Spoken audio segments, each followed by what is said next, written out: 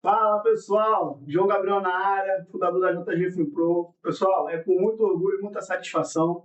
Acredito que os meus amigos aqui vão falar isso também para vocês, mas cada um tem que falar um pouquinho. Então, o meu pouquinho é de agradecimento, agradecer pelo acompanhamento, pelos seguidores, por aqueles que ainda vão chegar, tá bom, pessoal? Então, esse é o nosso primeiro episódio do nosso podcast Vida Blindada. E vamos falar de projetos, vida saudável, blindar a vida como um todo. E nada melhor do que os especialistas que aqui estão, né? Nosso primeiro convidado e também membro do nosso podcast. Nosso amigo vai se apresentar já para vocês. Mas não é nenhum mistério, né, pessoal? A gente sabe muito bem quem é essa figura ilustre aqui, mega conhecido, pô, meu irmão. Meu irmão? Obrigado aí, tamo junto. Esse aqui também é outro irmãozão meu. Tá faltando um membro aqui que está se preparando para um grande desafio. Todos vocês devem conhecer também.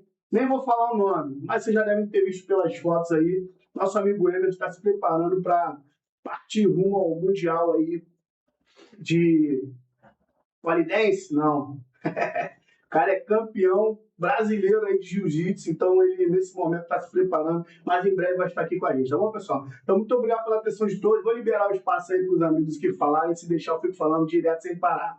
Valeu, um abraço. Eduardo na área, estou aqui para somar com essa equipe no podcast Vida Blindada. Nada mais é um espaço onde nós iremos trazer conteúdo de qualidade para que você possa blindar a sua vida e, consequentemente, colher bons frutos das decisões que você tomar a cada dia através das orientações e das experiências que nós iremos compartilhar aqui com vocês. E sem delongas, vamos estar apresentando nosso convidado de hoje, nada mais nada menos que Alexandre Jubilado. Fala, tropa! Meu nome é Alexandre Jubilado, eu sou sargento de polícia, atuo no Batalhão de Ações com Cães, sou nutricionista, maratonista, fisiculturista aposentado. Essa é boa, essa é boa. O principal de tudo, sou o pai do Gael, o pai do Samuel, o marido da Ingrid e servo do Senhor que transformou a minha vida. E com gratidão aqui, eu estou com meus amigos essa oportunidade de estar passando um pouquinho do nosso conhecimento, né? A mudança de vida. Nosso objetivo aqui é justamente blindar mente, corpo e espírito, trabalhar em todas as áreas de nossa vida, para a gente poder ter um futuro melhor, poder ter um futuro de qualidade com a nossa família. Esse é o nosso objetivo e vamos para cima. É isso. Galera, mais uma vez agradecer, tá bom? A gente vai já passar a palavra aí para o convidado e também fundador, membro dessa equipe que aqui está, da qual já falei que está faltando um amigo nosso. Mas espero que vocês curtam esse episódio. É o primeiro e é o primeiro de muitos, se Deus assim permitir, tá bom? E ninguém melhor para começar a contar a história e ajudar a blindar a nossa vida e a vida de vocês do que o nosso grande amigo Sargento Jubilado. Então, meu irmão, o tempo é teu, fica à vontade, conta a sua história, e a gente sabe que o que não vai faltar aqui é história para você contar, né, meu irmão? Mais uma vez, obrigado aí pela parceria, pela oportunidade. Show? Vamos com tudo, vamos para cima, irmão. Então é isso, meu irmão. Vamos iniciar aqui um bate-papo. Eu vou contar um pouquinho da minha trajetória, da minha vida. Para falar de polícia, falar de nutrição, falar de tudo, eu preciso falar lá da base, contar um pouquinho da minha história. Até para o povo, pessoal de casa, saber. Eu falo um pouco no meu Instagram, mas eu não sou de contar muito da minha história. Então, acho que essa é uma oportunidade de falar sobre minha vida. Eu cresci dentro de uma comunidade chamada Gardenia Azul, Jacarepaguá. Uma mãe solteira, com 2 filhos homens. Meu pai abandonou minha mãe quando eu tinha 2 anos de idade, então eu cresci sem pai. E minha mãe é auxiliar de enfermagem, cuidando de 2 homens, tendo que trabalhar em 2, 3 empregos. Na época, trabalhava em 2, 3 hospitais, e a gente morava numa kitnet no Gardenia. Eu tenho um irmão mais velho, Então, contando aqui rapidamente, essa história, para poder deixar também o pessoal de casa que o teu início não define o teu fim, O teu início, de onde você saiu, não é motivo de você ficar estagnado, não é motivo de você usar como desculpa para você não buscar melhorias na sua vida. Então, eu sei de onde saí, eu sei de onde Deus me tirou, eu sei onde eu vou chegar, Então, esse breve relato, da minha história. Eu saí de comunidade, morei até uns 14 anos dentro do Gardenia Azul. Depois eu fui morar no Pombal, também em Jacarepaguá, na Taquara. E graças à minha mãe, né, não me perdi, estudei sempre em escola pública, né, porém, graças a Deus, não tive desvio de conduta, desvio de caráter em nenhum momento, pela educação que ela me deu. Então, esse breve relato, para falar de onde tudo iniciou, acho importante. Pode falar o nome dela se você quiser. Se ela deixar, né? Não sei se ela deixa aí, pode falar. Dona Eliane, a senhora é uma rainha. De Eu sou repente, grato. ela tá vendo a gente, vai falar, você não falou meu nome lá e tal. Ela Sabe todo como é que dia, é, mãe, te amo, a senhora é uma rainha. E eu sou grato à minha mãe e meu irmão, porque por ser quem eu sou, né? Por ter caráter, idoneidade, índole, enfim, foi através deles que eu me tornei o homem que eu sou hoje. Então, É. um breve relato do início da minha Esquece, vida. tá maluco hoje. Senhores, você não tem noção do caminhão de história que esse cara tem. Tu falou aí do teu irmão, a gente não tem tanta amizade assim com ele, mas quer falar alguma coisa? Quem ele é, o que ele te ajudou? Meu irmão, ele é 6 anos mais velho que eu, mas ele é como se fosse um pai para mim, né? A presença do homem que eu tenho dentro de casa era ele. Minha mãe trabalhava 2, 3 hospitais, então quem cuidou de mim, na verdade, foi meu irmão. Então, a referência que eu tenho como homem é meu irmão. Eu lembro até de uma situação, assim, é bom contar porque a gente está aqui para isso, né? Eu nunca passei fome, né? Quando eu morava no Gardênia. Mas eu já passei algumas ocasiões que eu me recordo, que ficam gravadas. E uma delas foi com meu irmão, que na época eu deveria ter uns 7, 8 anos, meu irmão já devia ter seus 14, enfim, já era maiorzinho. E eu lembro que em casa só tinha um pouquinho de leite. E ele falou para minha mãe, para deixar para mim, porque como eu ainda era pequeno, né? Mas o moleque com 14 anos já ter esse entendimento. É difícil, né? Ele deixou o leite para mim e tal, caramba, ali naquele momento eu não tive entendimento da situação, mas quando eu fui ficando mais velho, eu percebi o quão maduro ele já era, até por ser também o homem da casa, né? Do que significou o ato dele, né? O que significa. Então, assim, ele para mim, irmão, é outro irmão, te amo, Patrick, ele é do Ministério da Justiça, moleque para mim, irmão, é referência, preto, pobre, saiu de favela, irmão, graças a Deus, nunca desviou sua conduta, é um baita exemplo, irmão, para mim é referência como homem, referência de pai de família, então eu sou grato por ser forjado por ele, e essa situação que aconteceu com a gente, do leite ali, foi uma parada que impactou demais. E essa é uma outra situação também que eu acho interessante contar, mas isso foi mais com a minha mãe. E quando eu era pequeno, minha mãe fazia muito tutu, farinha com feijão.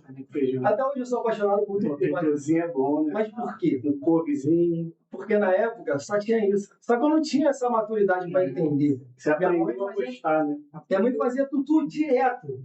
Tipo, eu gostava. Mas eu ainda não entendia que era por falta de outras coisas, de outros alimentos. Entendeu? Então eu queria até hoje, eu gosto de tudo pra caramba, me amarro. Mas minha mãe sempre tentava mostrar pra gente que era gostoso e tal, pra não passar a gravidade, a seriedade ali da situação. Sim. Então, essas duas situações, tanto do tutu quanto do leite ali, foram duas paradas que ficaram marcadas na minha vida. Tem mais. A gente tem horas para ficar aqui. Pessoal, de repente a gente está aqui conversando e o Jubi está. Juba é uma forma carinhosa, né? Que a gente chama. O Alexandre. Isso aqui foi meu instrutor. Isso aqui também foi meu instrutor. Me bateram. Mentira, isso não acontece. E aí, de repente, vocês acham que a gente já ouviu essa história. E, na verdade, a gente não ouviu, pessoal.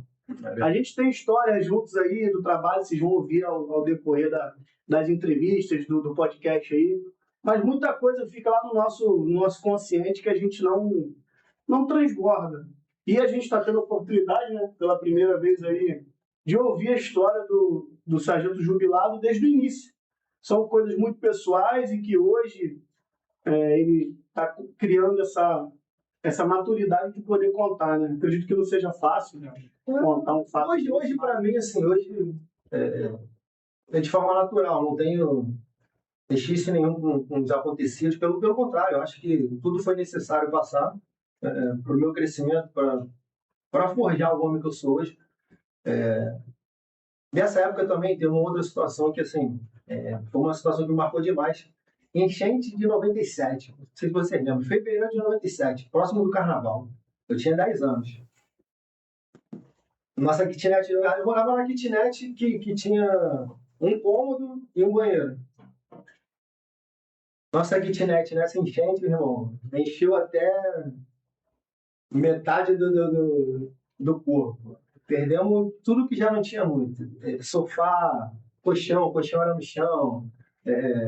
Era só um quarto, né? Era só um ambiente que tinha colchão, tinha armário.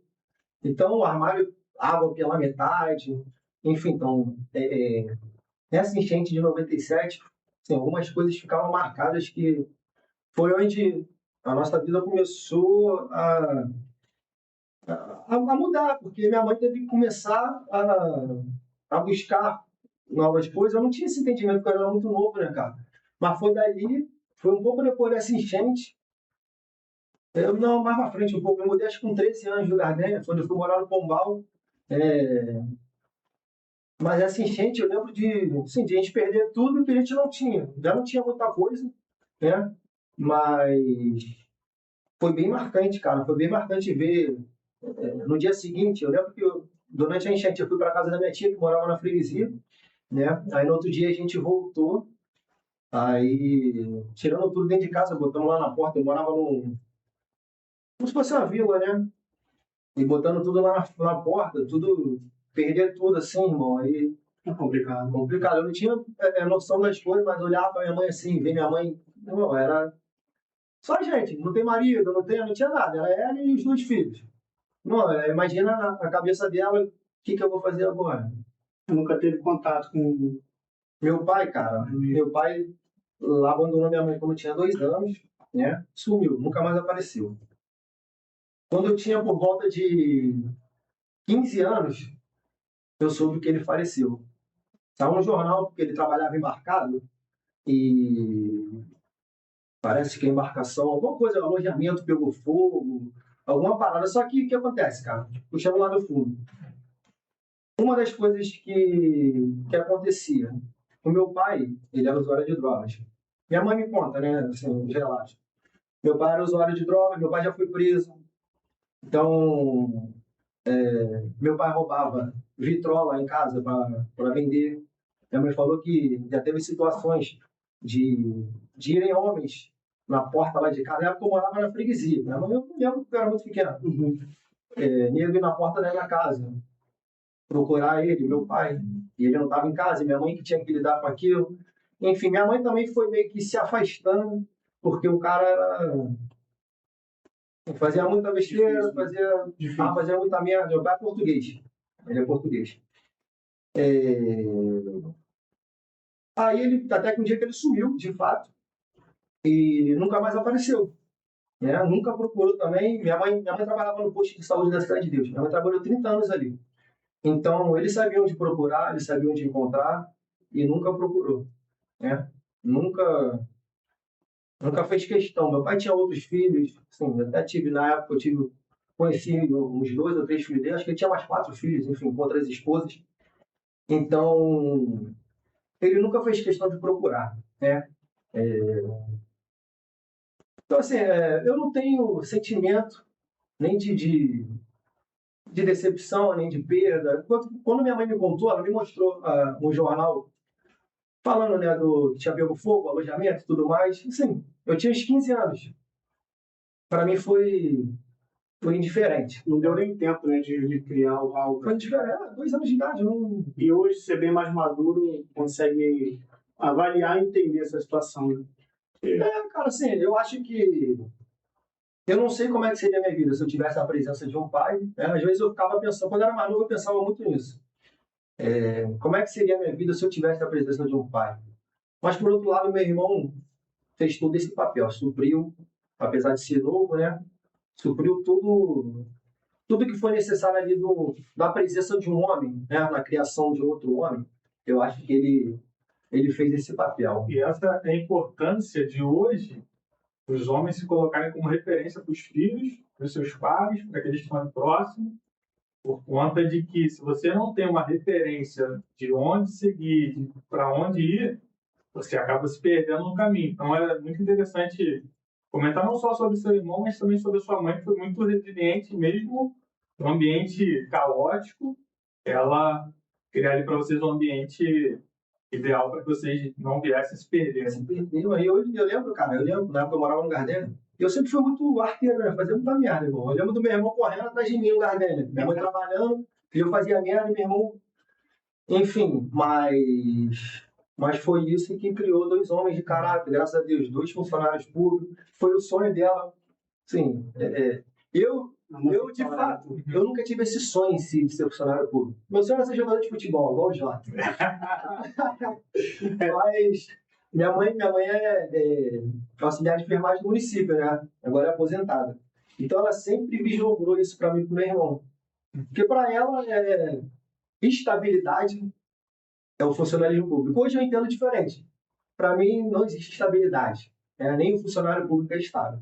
Mas ela sempre sonhou com isso. E graças a Deus, tanto eu quanto meu irmão conseguimos ascender na profissão, cada um a sua profissão, ascender assim.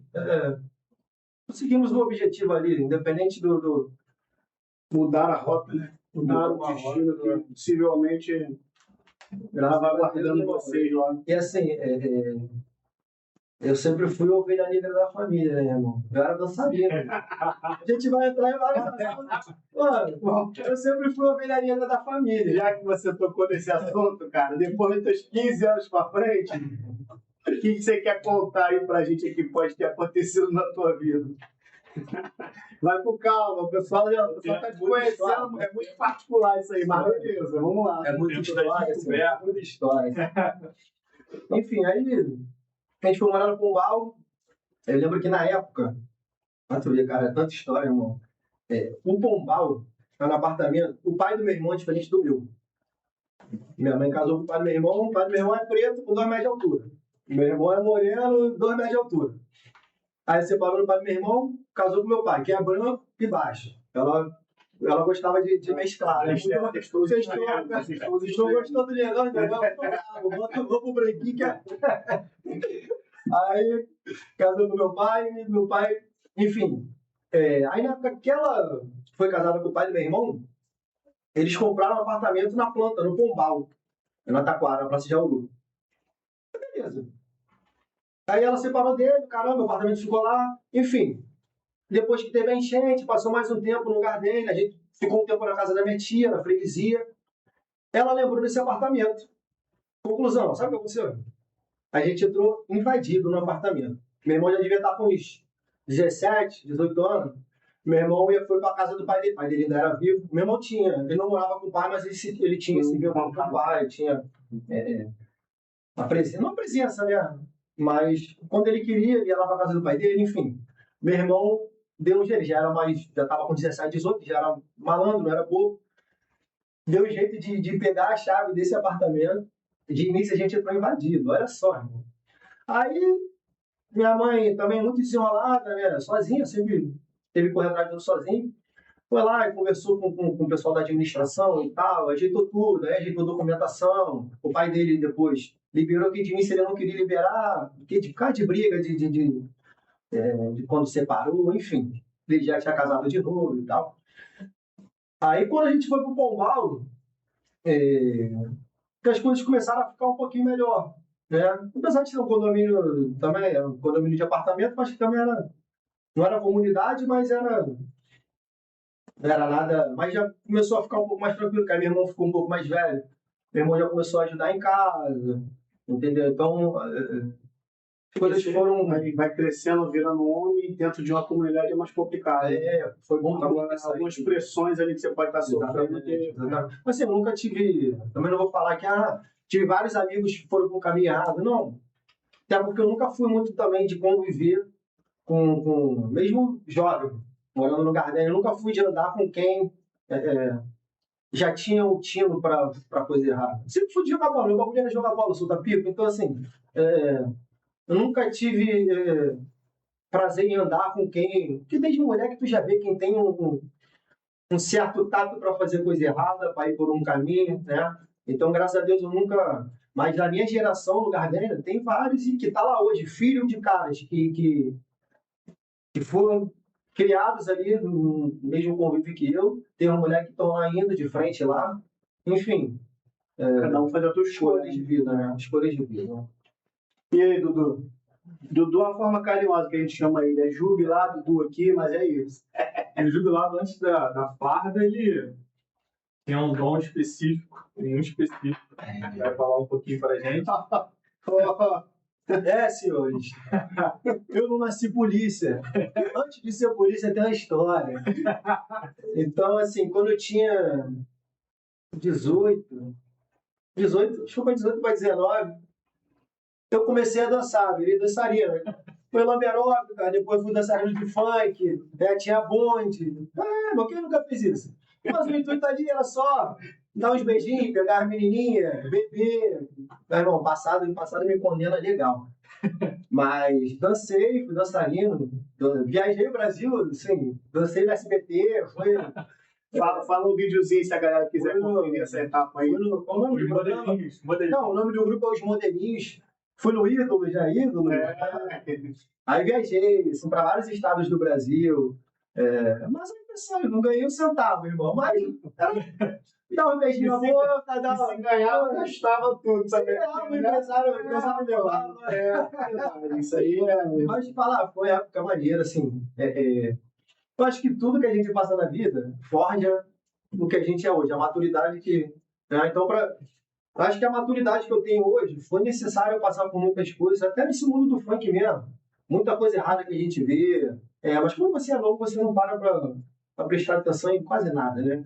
Você vive o momento, por isso que hoje uma das coisas que eu falo muito, eu tenho muito público jovem, molecada de 20 anos. Então, eu sei o que é isso, eu já passei por isso, já vivi tudo isso. Farra, mulher, bebida. Bom, é bom. Pra carne é bom, né? Mas não vai te levar a lugar nenhum. E eu posso falar isso com toda a propriedade. Hoje eu vivo, em prol da minha família, trabalho, amigos, filho, enfim. Hoje eu vivo coisas que eu jamais imaginei viver e eu jamais teria vivido se eu continuasse nesse processo de bebida, de noitada, né? Outra coisa que a gente vai falar mais à frente, essa transformação de comportamento, que é interessante. Nessa idade, a gente acelera tanto que a gente não percebe os detalhes no caminho. Né? E naquela época, né? Numa época que não tinha essa... Não vou dizer cobrança, né? A palavra não é cobrança exatamente, mas hoje a gente tenta cobrar os jovens de 20 anos e não tem a resposta que a gente tinha nessa época. Hoje eu acredito que para vocês que estão assistindo aí, são público de 20 anos do sargento jubilado, acho que a dificuldade é maior porque tem muita facilidade, né? Então acho que isso pode estar... A gente não tinha tanto acesso, né? Não tinha informação, a gente tinha isso aí. Então, tanta coisa. mas chegamos nos 20 anos já, né? E aí? 20? Chegamos nos 20, cara, eu entrei na polícia com 23, né?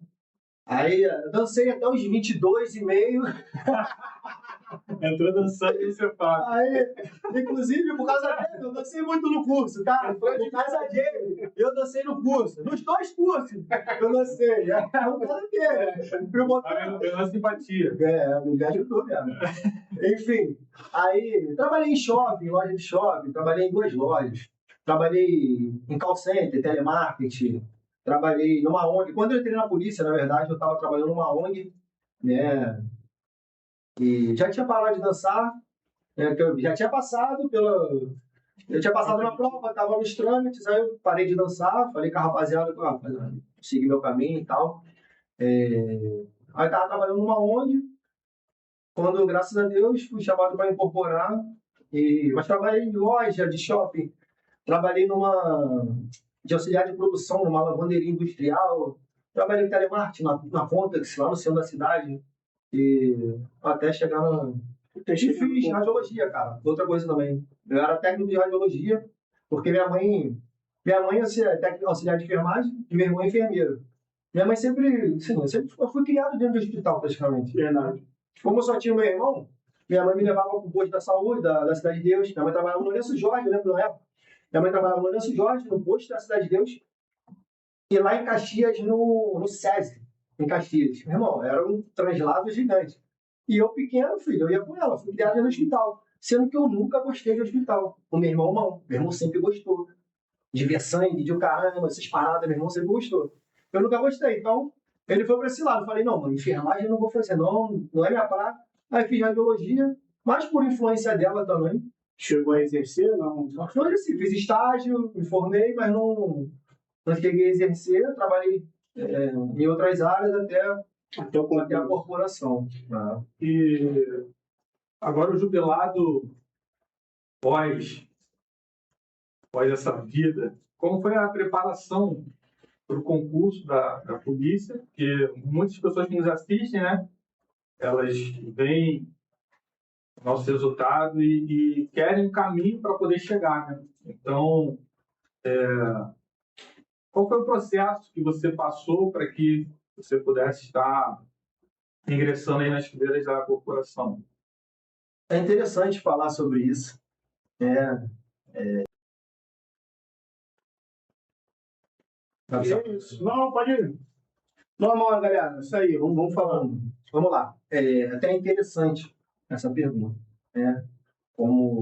Aí eu começo no lado espiritual, né?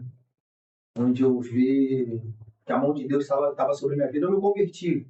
Na época que eu dançava, eu me converti com 21 anos, né? Me batizei. Vou contar um pouquinho também dessa história. Conheci a Cristo, me batizei, fiquei um ano, voltei a dançar. Me afastei e voltei a dançar. Irmão, o mundo te chama de certa forma. Né?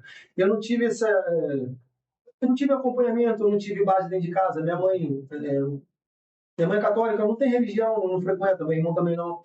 Conheci a Cristo, né? Através de amigos, e fui, me converti, me batizei. Porém, depois de um tempo, acabei fraquejando na fé, me afastei e voltei a dançar. Isso, mais ou menos 20, 21 anos, né? E aí, em relação à polícia, como eu falo que Deus tinha esse propósito para minha vida, cara, porque eu nunca tive um sonho de ser policial. Eu não sou aquele cara, não vou falar que, não tá no sangue, eu tinha um sonho de ser policial, não. O único sonho que eu tive era ser jogador de futebol. Desde moleque, irmão. É o sonho de quase todo mundo aqui, né, galera? Não, tem gente que sonha ser polícia. Só que ele, pessoal, ele tem talento para ser jogador de futebol. Eu quase fui. Eu também tinha um sonho de ser jogador de futebol. Eu também tinha um sonho, mas Só que era só um sonho, né? é um sonho e uma garrafa, né, que falam, né? Um sonho e uma garrafa d'água, era o que eu tinha. Então, assim, eu nunca tive esse sonho de ser policial, né? Eu despertei um pouco esse tino em relação ao militarismo por conta do meu irmão. Meu irmão fez enfermagem e virou sargento temporário do Exército, né? Enfermeiro. Aí meu irmão era chato pra caramba. Ele tava vibrando, né? Ficava em casa, botava toque de corneta no rádio, ficava em casa ensaiando, marchando. Meu irmão, chato pra caramba. Mas foi nessas coisas dele, ele vibrando, caramba. Cara, meu irmão nunca foi disso também, nunca. Meu irmão jogava basquete, foi jogador de basquete, depois ele foi. Ele tem 1,93, já tá conhece. Ele foi jogador do Fluminense, profissional. Só que chegou um momento da carreira que outro vai para um lado e outro. Mas o basquete não dava muito dinheiro. Só se. Aí ele fez enfermagem, foi por esse caminho, né? Aí chegou no Exército. Aí ficava em casa, irmão, treinando toque de corneta. Irmão, chato pra caramba. Aí, mas através disso despertou um pouco esse senso de militarismo em mim. Porque eu nunca tive vontade, irmão. Eu pedi pra sobrar no Exército, nunca tive vontade de ser militar, de fato. Né? Aí, onde eu falo que Deus tinha esse propósito pra minha vida, irmão. Minha mãe sempre cobrou pra gente ter uma estabilidade, né? Eu estava conversando com o Jota mais cedo. Eu não estudei para fazer a prova da polícia. Não vou mentir, não faço isso em casa. Isso aqui, irmão, Deus tinha esse propósito na minha vida. Eu acredito que essa porta foi Ele que abriu, né? Porém, eu não vou mentir, eu não estudei. Na época da prova, eu ainda dançava. Eu cheguei em casa bêbado, de madrugada. Eu não queria nem fazer a prova. Minha mãe que me acordou para fazer a prova. Eu fiz a prova na UERJ. Fui fazer a prova bêbado. né? Mas como eu acredito muito nisso, que Deus tinha esse projeto na minha vida, na época eu passei, pra você ver, como tinha a mão de Deus, né? Eu passei para a polícia e passei para os Correios, né? O que me chamasse primeiro eu ia. Porque eu não tinha esse sonho de ser policial. Não tinha essa, Só que sabe, essa eu estabilidade. queria ter uma estabilidade. A polícia me chamou primeiro, comecei a fazer os trâmites. Quando eu estava já perto da pesquisa social, eu recebi um telegrama, na época era telegrama, né? Dos Correios, me chamando. Falei, irmão, agora eu não vou. Já tô... O salário da polícia era melhor também, né? Tudo mais. O plano de carreira da polícia nem se compara. Mas já estava quase próximo, assim, incorporação. Mas se os Correios tivessem me chamado primeiro, de repente hoje eu era carteiro, eu era policial. E aí? Não sei. Não tô mentindo, não. Porque eu não tinha enraizado essa parada de ser polícia, o cara. Eu era dançarino, mano.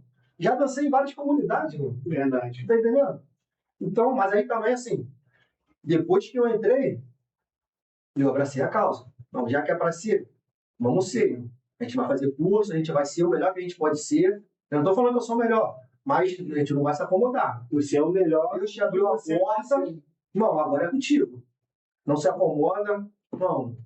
Faz um curso operacional, não, vai para onde, né? Para onde a gente buscou, eu cheguei no BAC. Em buscar dar o meu melhor, buscar e servir onde eu sonhei, entendeu? Que a partir do momento que eu entrei, eu sonhei, entendeu? Quando eu conheci o BAC, aí se tornou um objetivo de vida, um sonho, né? A princípio eu não tinha sonho de ser policial, mas depois que tu entra no Cefap, começa a enraizar aquilo, né, que a gente estava conversando. Aí a chave vira. Aí eu conheci o BAC, porque até então eu não conhecia o BAC, né? Antes do Cefap eu não conhecia o BAC. Eu conheci o BAC no Cefap. Eu lembrei uma história agora boa, cara. A gente no TAP, no teste de aptidão física, para quem não conhece, eu, Jubilado, Godinho e Michael. Pro BAC. No BAC. Corrida de 2.600, né? E aí a gente, na corrida, vamos junto para a gente poder manter o ritmo do outro. E aí eu lembro que o Godinho se lesionou. O Godinho se lesionou. Pode crer. E aí nós 4 correndo, e o Godinho, cara, eu não vou ficar. Tá, Michael, cara, eu vou ficar aqui com o Godinho. Falei, irmão, eu só tenho essa chance, eu vou, filho. E eu fui embora. O que acontece? O Jota veio no primeiro turno e eu, o Godinho e o Michael veio pro segundo. Justamente Nada disso. Foi um TAF único, não foi? Foi um... Não. No primeiro. O primeiro fez o TAF no primeiro. Isso. E o segundo foi pro... O segundo e terceiro foi único. Foi único. O primeiro foi o TAF só. Entendi. Aí pro segundo e terceiro foi outro TAF separado. Aí aconteceu isso, o Godinho se machucou, sentiu o estiramento na coxa, na posterior. E a gente tava nós 4. E na época, eu e o Godinho, a gente era de uma ala, o Jota era de outra. Na verdade, né? No BBGE. Isso. Né? Então, eu, o Godinho e o Marco, a gente era fechadão. Aí, pô, quando o Godinho se lesionou, o Marco, pô, vou ficar também. Eu falei, pô, vou ficar também. Vou ajudar Eu, Jota, vou ficar também, mano. Oportunidade. E foi. Mano, passou, bancou o curso. Tirou onda, irmão, entrou. Aí, na segunda etapa, eu falei, irmão, agora é a nossa hora, parceiro. Mano, tem que ir. Irmão, tem que entrar os 3. E se um ficar, irmão, eu vou embora também. Se eu não vou ficar mais, não. Aí, pô, graças a Deus a gente passou no TAP. Jota foi lá dar umas porradas na gente no curso. Mentira, Jota. Isso não acontece. Isso aí, em outros tempos, isso aí é história. E aí, Jota, tem aquelas perguntas padrões aí? Ou deixa ele falar à vontade aí, o que você acha? É isso que Agora a gente sempre não. A história a gente sempre tem. Em relação a... Cara... Eu contei a história do Alan também, foi... do amigo nosso de turma. Do Alan, que... Também foi quando o Jubilado me contou que caiu a ficha, né, cara? Agora eu sou policial. Quando a gente perdeu um colega de turma... Interessante isso aí. Interessante isso aí. Isso. Pode contar que a gente... A gente é um amigo de turma, né? Ele fez até o primeiro curso com a gente. A gente tinha pouco tempo de formado, cara. Ele foi assassinado lá na Barra. Foi onde, assim, eu falei pra ele, foi onde de fato a minha ficha deu que eu tomei um baque. Porque até então tudo é recém-formado, caramba, tudo aquela é bom, né? Gostosinho, recém-formado, que é ondinha. A gente É policial. lá que acontece, mas não é do Nunca tinha nosso lado, passado. né? Não é do nosso E a lado. gente, pô, recrutão, não. Quando a gente teve esse baque, mano, foi onde. Aí eu falei pro Jota, eu fui no enterro dele, assim, vi a família dele, irmão, ali. Irmão, foi onde minha ficha, né, irmão, bagulho de verdade. A parada é a ver. A gente só escutava de falar. Agora eu conheço na época a gente estava no BPGE, que hoje é o Recon, né? Então, hoje eu sei o que é de verdade. Aí foi onde minha ficha, assim, deu um start na minha vida, né? Foi onde a gente começou a treinar pro BAC e tal. A gente já tinha feito um curso lá no Recon, né? Então, essa história para mim foi bem marcante. Inclusive, há pouco tempo, até postei lá no meu Instagram, eu encontrei com os filhos dele, né? Eu fui até pelo BAC, a gente foi num evento que teve na polícia, da escola da polícia. O filho e a filha dele estudam na escola da polícia. Pô, encontrei com eles, a menina não era muito pequenininha, recém-nascida, se não me engano, o molequinho também devia ter uns 2, 3 anos, diferença pequena. Aí, pô, conversaram comigo, estão todos tão bem, graças a Deus. E conversando, não tem lembranças do pai e tal, assim. A parada é bem complicada, mas graças a Deus estão bem. Conversei com a mãe deles, né? Estão dando continuidade no legado do pai, escola da polícia, mas foi uma situação que marcou bastante, irmão, porque a gente não está preparado para a perda, mano. A gente aprende muita coisa no Cefap, na escola da vida, em tudo, mas a gente não está preparado para a perda de alguém próximo. Essa é a realidade, né? Apesar de a gente ser policial, a gente está calejado, mas quando é com alguém próximo, irmão, né? Quando o meteoro cai perto da gente, é difícil acreditar. E Pô, e o moleque, irmão, eu já acabou de comprovar, o moleque era gente finíssima, irmão. Moleque de primeira qualidade. Tem uma coisa que acontece, não sei se vocês pensam nisso também, mas com certeza é obra divina, não tenho nem o que questionar. Não sei se vocês já tiveram essa sensação de que sempre que alguém é muito perfeito, muito... Tenho até medo de falar isso, porque eu acho muitos de vocês que estão vivos pessoas muito boas, né? Mas parece que Deus quer levar. Cara, eu já tive essa sensação algumas vezes, cara, e eu lembro do Lupa, né? Lupa é um amigo, faleceu. Sargento Luciano. Que nunca houve ninguém igual esse cara, sabe? E aí Deus resolveu levar ele, enfim, assim como outros amigos desse aí que você tá falando. Né? Meu moleque era esse estilo mesmo, igual Lupa. Moleque zoeira, gente boa pra caramba, irmão. Tu não viu o moleque estressado. Mudava o ambiente. Tu vinha, mano, tu tava puto, mas ele queria dar porrada ali, ele rindo. Mano, negão com sorriso branco, olha que irmão. As teclas de piano na boca. Moleque, muita resenha, assim. Não adianta a evolução espiritual que a gente tem, a gente ainda é ser humano, a gente não vai entender. Não vai. Realmente é aceitar a vontade divina aí. Mas então, mestre, sargento jubilado, você chegou no BAC e aí? O que você quer contar um pouco do curso? O que você acha que dá para contar? Aqui para isso. Tem que tomar cuidado, não dá para contar tudo. Tem uns colegas aí, ou seguidores aí, os sargentos jubilados vão querer vir fazer o curso.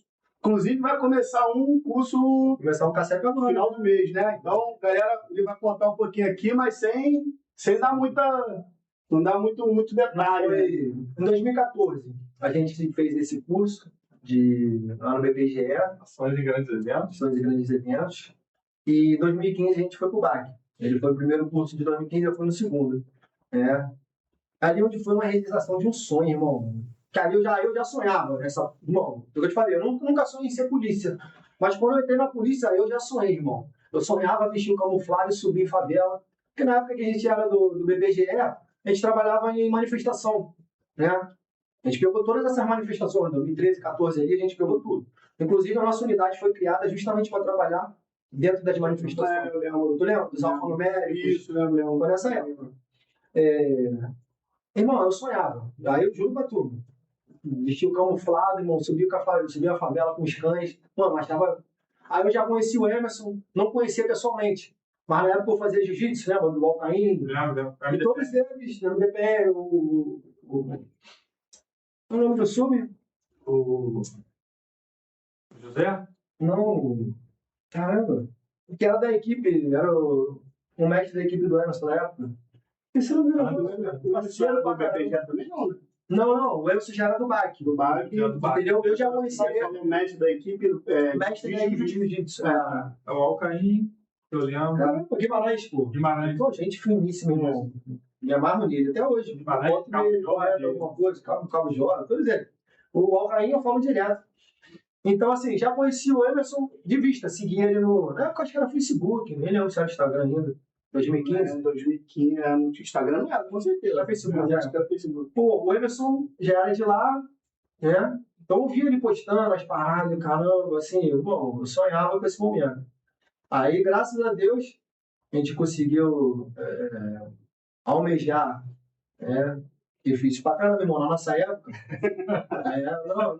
Não ia falar de curso, não, tá? Não vou falar de curso, não, porque aí eu vou falar, isso é embuste, mas há 11 anos atrás era diferente, não é não? Imagina 12. Há 13 anos atrás. Vamos lá, 11. Há 12, 13. Era outros tempos, né, meu instrutor? Isso é tudo história, tá, pessoal? Tudo história. Então, assim, eu lembro que na época, tanto o primeiro quanto o segundo, foram mais de 600 inscritos. Então, assim, isso é para vocês terem noção. Foram mais de 600 inscritos, entraram 30 no primeiro, 30 no segundo, né? E desses 30, do meu turno, formaram acho que 13, se eu não me engano. Então, assim, eu me sinto honrado, irmão. De 600 pessoas, eu estou ali entre os 13 que se formaram. Eu dou graças a Deus, de verdade. Claro, tem que ter um mérito, irmão. A gente pagou o preço, né? Irmão, de querer colocar aquilo ali, porque tem que ter sorte também, né? Curso não se machucar, não ter uma lesão. Cursos são vários S's, vários. Realmente, quando você fala isso separado, não parece muita coisa, mas quando você junta todas as partes que você passou até as etapas, né? Você começa. Não tem como não pensar que tem o dedo ali, né, cara? Isso que eu tô tem um dedo ali fora do script que a gente não enxerga. Eu creio muito nisso, irmão. Eu falei desses 600 justamente pra gente entender. Foram 600 iniciais e aí, durante todas as etapas. 30 entraram no curso e durante a etapa do curso 13 se formaram. E possivelmente tinha alguém bom que não se não tenho dúvidas. Com certeza muitos maiores que eu, mas, como eu falo, eu dou graças a Deus. E ali, meu irmão, foi a realização de um sonho, irmão. Um dos poucos sonhos que eu realizei em vida, né? Depois vieram meus filhos, aí nem se compara. Mas me formar no BAC, mano, foi de verdade. E assim, sabe que o curso, ele trabalha muito emocional, mental. Como que você lidou com essa parte? Porque é algo que, para quem já passou, é algo realmente difícil e muitas das vezes quem está ali nos ouvindo não tem a ideia de quão difícil é e quão preparado deve-se estar para concluir a etapa, né? Assim, particularmente, eu costumo dizer que um curso operacional, eu acho que ele é 60% a 70% mental e o restante físico. A gente tem um costume de se preparar só para o físico, né? Treina pra caramba e tudo mais, mas preparado fisicamente todo mundo entra. Todo mundo entra preparado fisicamente. Agora, mentalmente, é o que separa o que é joio do trigo, o que é de verdade, o que é de mentira, irmão. Só em passar no TAF, tá hábito pro curso, então o cara já é bom no físico, né? Verdade. Pressupõe-se que o cara seja bom no físico. Agora, quando entra no curso, irmão, isso aqui. E aí tem todo um fator externo que pesa, né? É família, para quem, exatamente. Quem vislumbra aí fazer o curso aí que o Sargento Jubilado fez, que o Sargento J. Silva também fez, que eu fiz, outros fizeram aí. Tem que abrir mão de algumas coisas, né? Muita coisa. E aí é planejamento familiar. No teu caso ainda não existiam não tinha filha, aquelas coisinhas fofas lá, né? Não tinha filha. Aquele sabe, o Jubilado tem 2 filhos, um é jogador de futebol e o outro vai ser médico, talvez. De repente. Mas um já decidiu que vai ser jogador de futebol. Deus O queira. moleque é bom. Vocês vê no stories do cara jubilado aí, postar a rotina dele ali, então bem bacana. Verdade. E aí, tem alguma daquelas perguntas aí padronizadas ou pode deixar ele à vontade? O que você acha? Vamos. Então, eu acompanhei o desenvolvimento profissional do Jubilado e seria bom falar sobre a importância, né?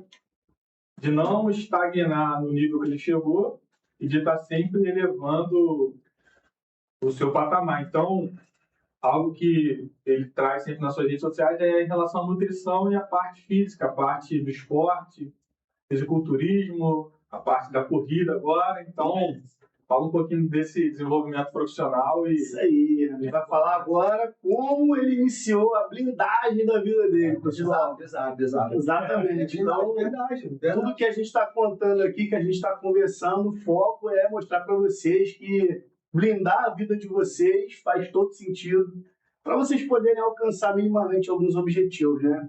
Então, o mestre jubilado vai contar alguns segredos. Antes de entrar nessa parte de tanto a performance de treino, de faculdade, né? Assim, dessa parte da vida blindada mesmo, eu acho interessante a gente mostrar ali também esse meio tempo ali.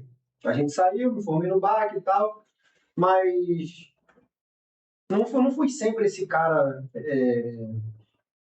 assim, que buscou alta performance, que buscou crescimento. Eu tive muito tempo despreparado em zona de conforto.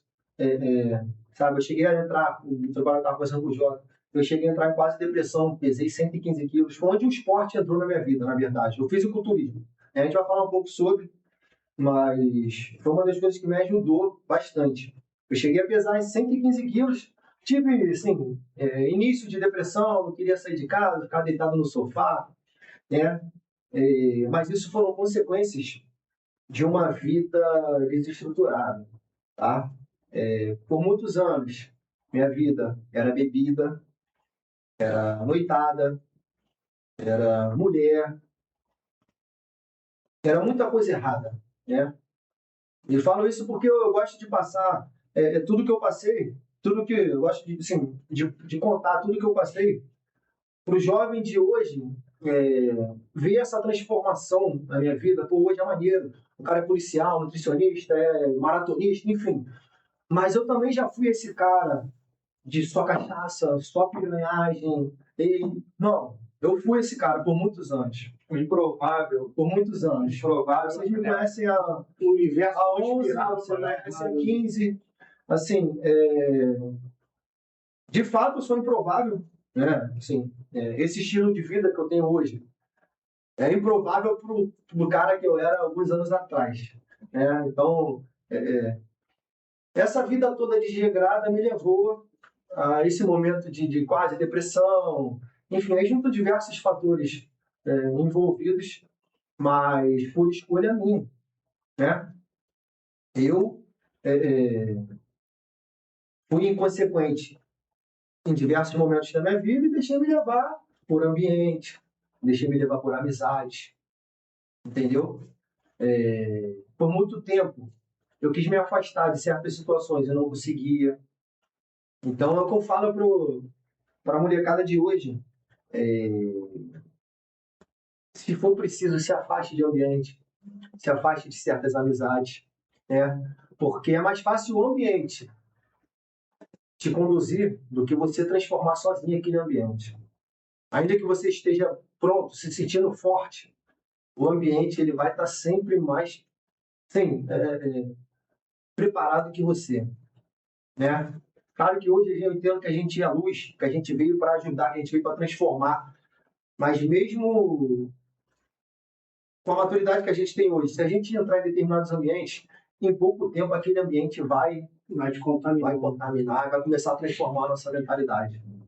Esse ponto que você fala eu acho interessante, porque se você conversar, pessoal, pega aí, a maioria, né? Não vou dizer todos, porque engloba muita gente, mas a maioria das pessoas de histórias bonitas, histórias brilhantes que vocês veem hoje, dificilmente alguma delas, né, vai ser muito novo. Lógico, hoje pode acontecer com o advento da internet, enfim, outros trabalhos aí, a gente tem um público muito mais jovem hoje, alcançando seus objetivos bem rápido, mas tradicionalmente, né, normalmente, você vai ouvir por trás de histórias bonitas, assim como a sua, que teve um fundo do poço, né? E poucas dessas histórias têm o discernimento, a capacidade de reviver esses momentos e passar esse momento adiante, como você mesmo dá para perceber que você gosta de falar os jovens. Acredito que isso tem um ponto do pai, né, de ser pai, de evitar, se você me permite falar, evitar que outros jovens passem por aquilo que você passou, né? As jovens, né, as meninas que serão mães muito em breve, não cometam erros que possivelmente você enxergou na tua trajetória. Então, acho que isso é bem bacana. Então, pessoal, antes de julgar, antes de avaliar qualquer história, principalmente as que parecem mais belas, né? Tenta ver o fundo do poço que aquela pessoa teve, porque faz toda a diferença, né? Você que está contando aí, acho que realmente o fundo do poço, todo homem de verdade conheceu o fundo do poço alguma vez. Né? E às vezes é necessário, porque no fundo do poço não tem mais nada para baixo, irmão. No fundo do poço é só para cima. Aí, de repente, você acorda. Foi o que aconteceu comigo. Eu tenho até a foto que às vezes eu coloco muito no meu antes e depois, quando eu estou com 115 quilos, assim, eu não lembro dessa foto, mas aparentemente estou chorando, que o meu olho está meio cheio de lacrimejado. Então, de repente foi necessário chegar nesse fundo do poço. Quase perdi meu casamento. Na época eu não tinha filho ainda. Mas uma das coisas, também acho que é importante falar, se o homem que eu sou hoje vai muito da mulher que eu tenho. Assim, eu sou grato à minha esposa de verdade. Ela acreditou em mim, ela está comigo desde quando eu era dançarina. Fala pra ela ali, ó. Amor, tirar você foi uma das pessoas que transformaram a minha Ela vida. sabe disso, né? Ela Então, sabe. assim, de verdade, eu sou grato, porque ela passou todos os processos comigo, irmão. Curso, 2 cursos, irmão, ela bancava junto. A mulher banca com a gente, né? Eu me casei, mano, pra ter noção, eu me casei um mês antes de eu entrar no BAC, no curso do BAC. Tanto que na minha foto de casamento eu tô magrinho, tava treinando pra caramba, cara chupado. E, pô, imagina, tu misturar casamento, e a gente fez festa na época, o cara, com curso, pô, foi muito perto. Você nem chamou um mês, 20 dias. Então, assim, e ela, cara, eu não vou mentir que não, eu já fiz muita merda, ela já pagou um preço muito alto comigo, já vacilei muito com ela. Então, ela persistiu, ela batalhou. Hoje eu gosto muito de falar para casal também. Eu estava falando com o Jota. Jota é referência, 20 anos de casado. Eu tenho 15 anos com a minha esposa, um pouco mais do que eu tenho em polícia, 15 a fazer 16. Assim, eu gosto muito de falar para casais também, porque também já tive no fundo do poço, já quase separei, meu casamento já... E graças a Deus hoje é restituído. Eu tenho a casa em paz, eu tenho filhos saudáveis, eu tenho um casamento saudável, bem estruturado. Claro que a gente não sabe do futuro, assim, mas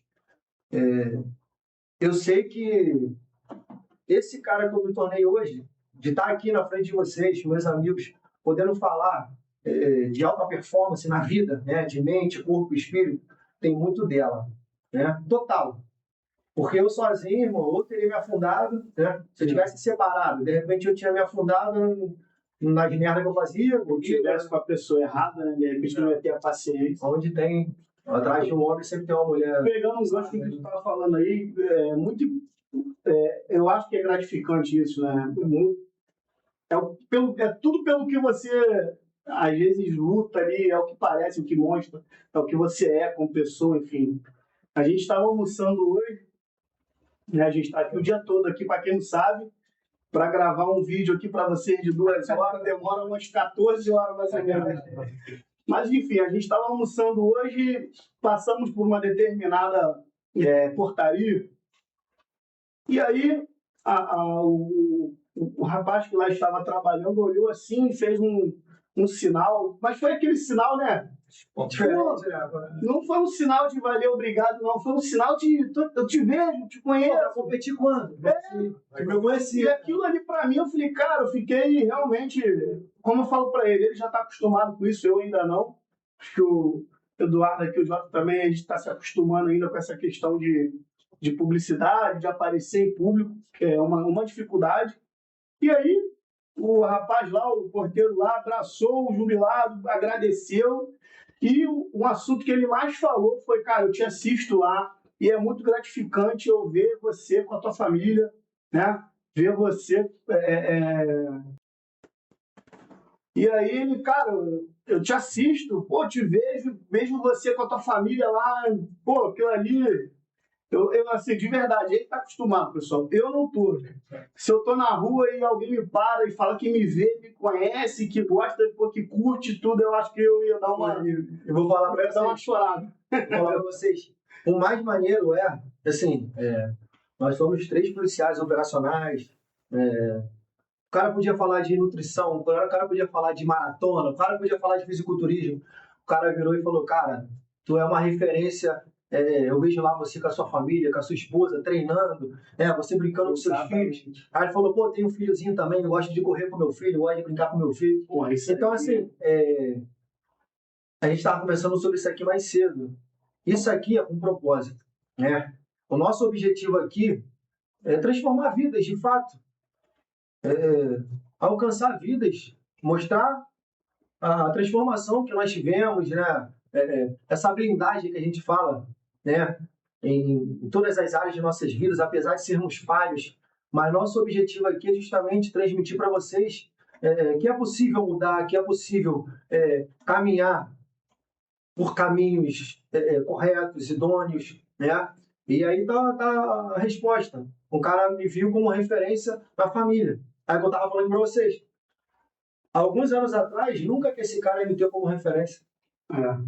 O cara que só fazia merda, bebia, cachaça, piranhagem, nunca.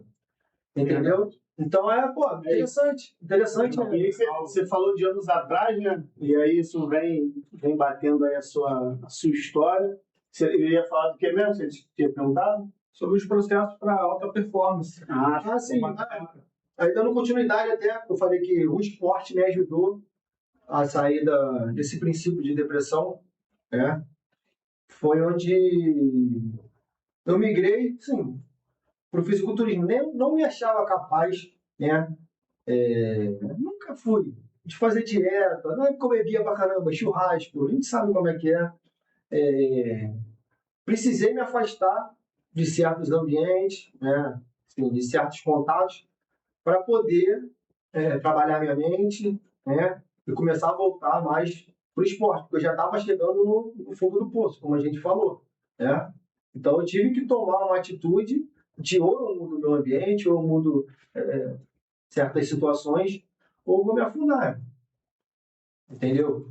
E o fisiculturismo entrou na minha vida nesse momento, né? Não me achava capaz, nunca me achei, pô, o shape dos caras maneiro, caramba, tem que ser muito sinistro para chegar nesse shape, né? Quem olha de fora vê, pô, o fisiculturismo Tu não vai falar pra mim que é fácil virar fisiculturista, não. Pelo amor de Deus, né? Ele vai querer falar que é fácil. Não vou falar que é fácil, não. Brincadeira, Não vou falar que é fácil.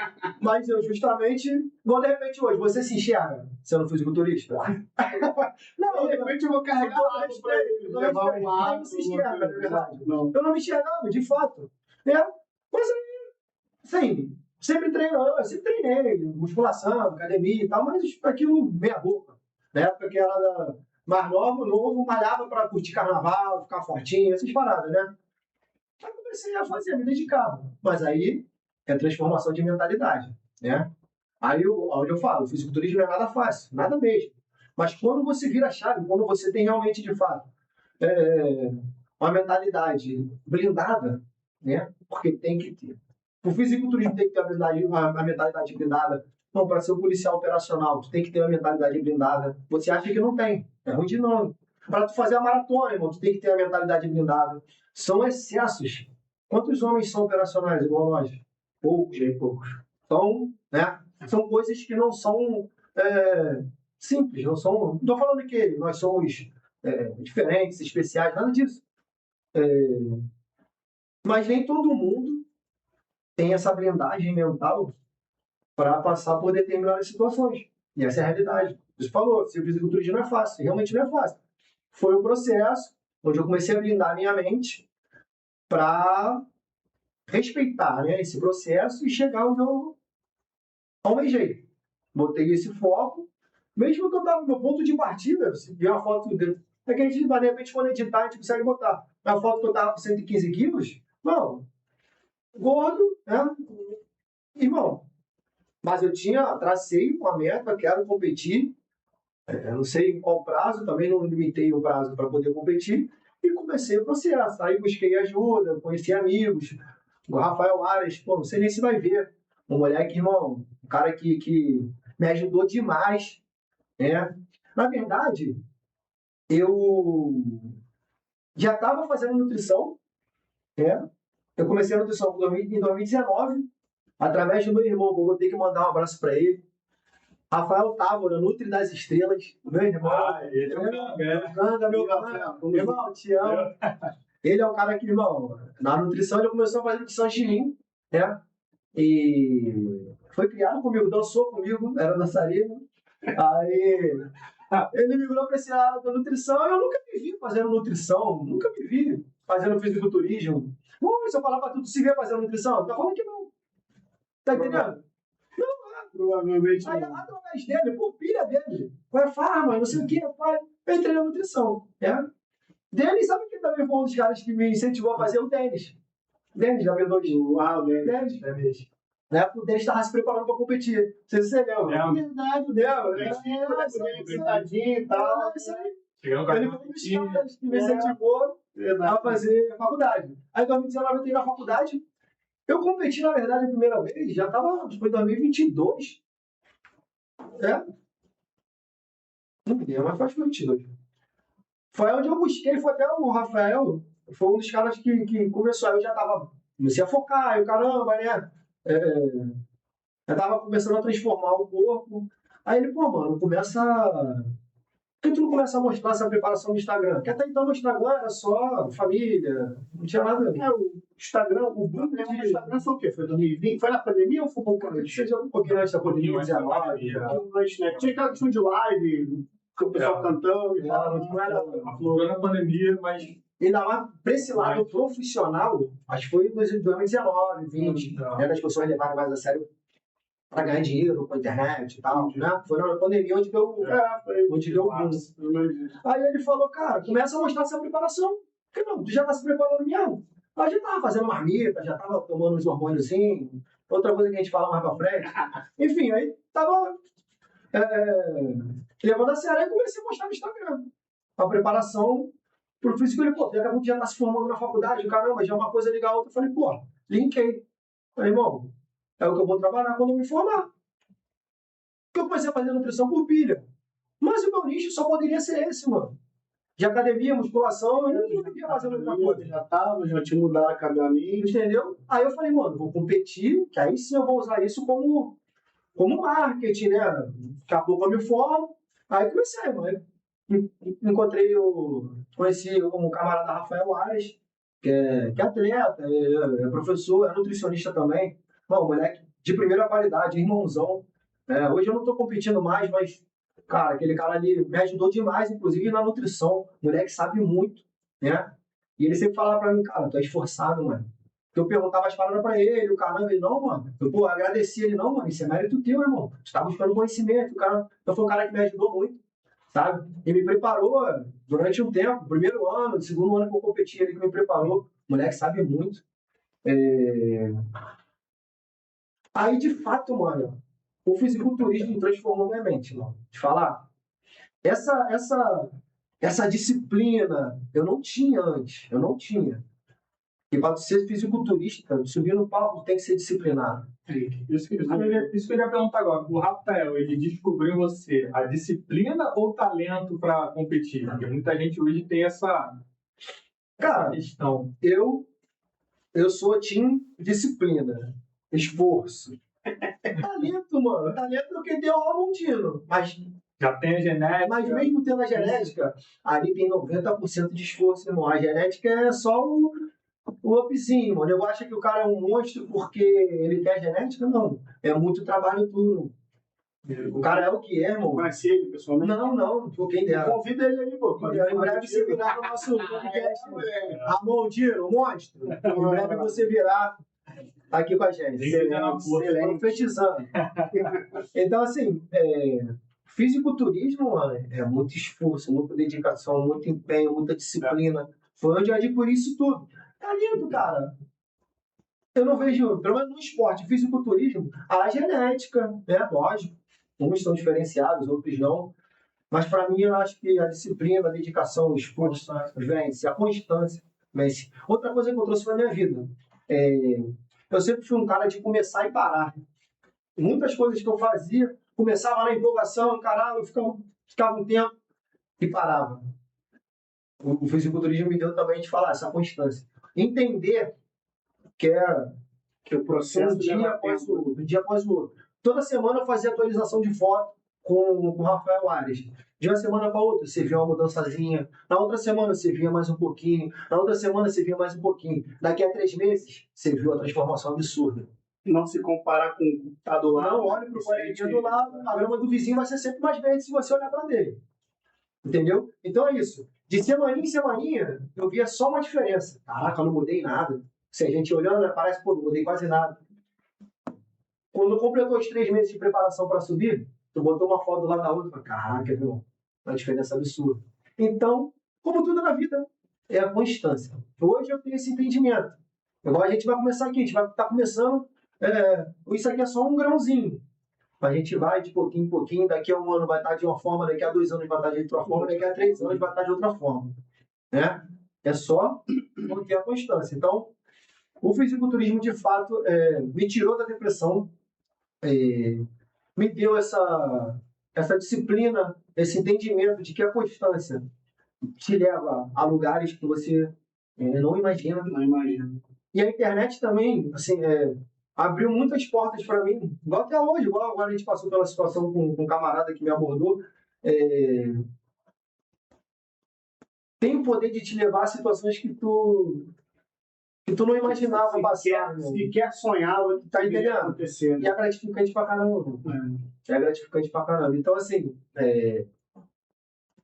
a alta performance não acontece da noite pro dia. Isso tá falando. Eu iria perguntar agora. Muita gente observa o resultado final. Excelente.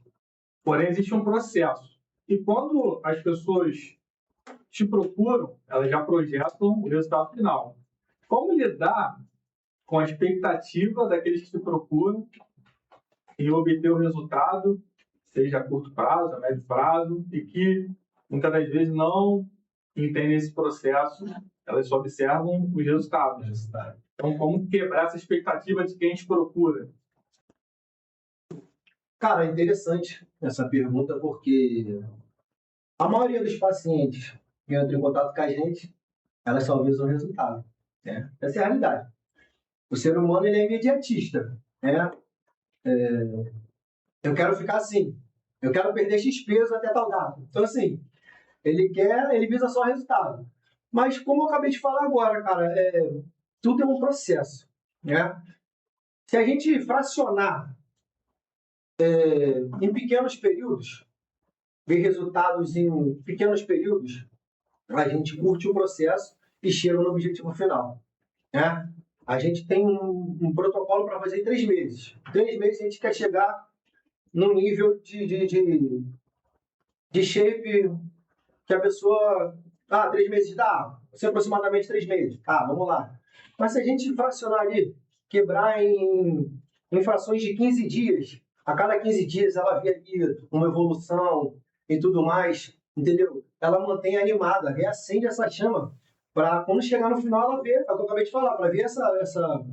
Porque senão a pessoa se frustra. A pessoa que ela quer só visa o resultado, isso não é só na nutrição, não é só no físico, com concurso público, eu quero ser policial militar. Se você começar a estudar só pensando em passar, você vai se frustrar no meio do caminho, você vai parar. Passar é o objetivo final. Mas você tem todo um processo. Cara, eu tenho que, ó, em um mês, eu vou estudar direito constitucional, isso, aquilo. Em um mês, eu vou fazer isso, isso. Tem que quebrar. Porque se tu pensar só no passar, no meio do caminho tu vai parar. Porque o processo é longo. A consequência de passar são Essas pequenas frações. Passar é a consequência dos atos que nós. Entendeu? Porque senão, o que mais acontece são pessoas frustradas que desistem no meio do caminho. Foi uma das coisas que eu aprendi com o fisiculturismo, que é o poder da constância. São essas pequenas frações que fazem a gente chegar no objetivo final. Porque antes eu era assim. Como eu falei que eu desistia, sempre desistia no meio das coisas, começava animado e depois parava. Por quê? Porque eu só pensava no objetivo final.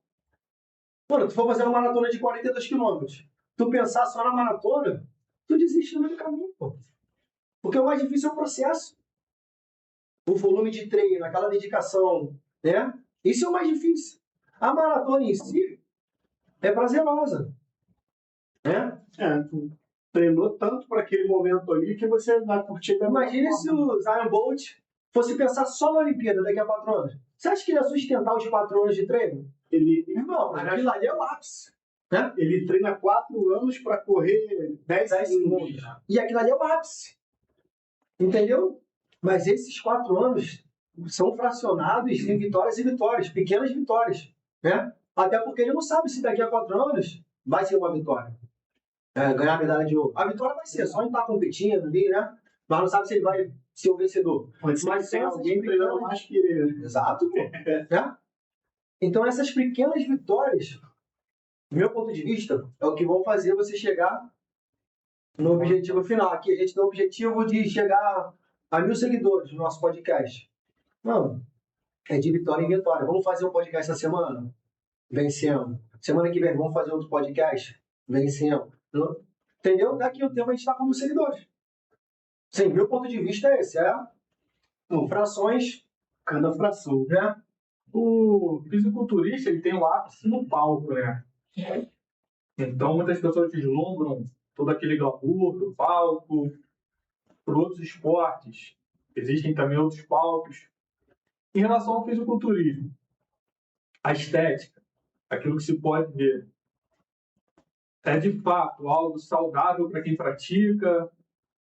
Você que é nutricionista e pode abordar melhor esse assunto. Como você lida com essa expectativa das pessoas que querem aquele resultado, almejam aquele corpo, aquela mulher que almeja ter um corpo que ela vê no Instagram, que ela acaba tendo uma admiração. Né? Como é para você que é nutricionista lidar com essa expectativa? Cara, é uma pergunta bem elaborada, né? Porque, assim, não sendo polêmica aqui, mas já sendo, o fisiculturismo não tem nada de saudável. Essa é a realidade. Esses corpos que a gente vê em cima do palco, seja de homem, seja de mulher, é momentâneo. Primeiro que o ápice do shape é no palco. Um pouco antes ou um pouco depois já não está a mesma coisa. O ápice é no palco. É toda uma preparação para aquele momento, né? Então, primeiro ponto, seja uma mulher ou seja um homem, se for se comparar, se for ter aquilo ali como referência, ter aquela mulher como referência, ela vai se frustrar. Porque nem aquela mulher vive toda a vida com esse shape. É um shape de pau para aquele momento. Acabou aquilo ali, ela volta ou para uma preparação, ou faz um off, um período mais tranquilo. Ela não vive o ano inteiro. Para sobreviver também, né? Que senão... Ela não vive o ano inteiro com shape de pau. Não é saudável. O fisiculturismo não tem nada de saudável, essa é a realidade, né? Você abre mão de saúde, você abre mão de momentos em família. Eu sou grato ao fisiculturismo, como eu falei antes, tá? Transformou a minha vida, a minha mentalidade. Nesse momento que eu estava em depressão, foi uma parada que reacendeu a chama e me direcionou em muita coisa. De verdade, hoje o Sargento Jubilado do Instagram, ele surgiu através do fisiculturismo, onde eu comecei a mostrar conteúdo, né?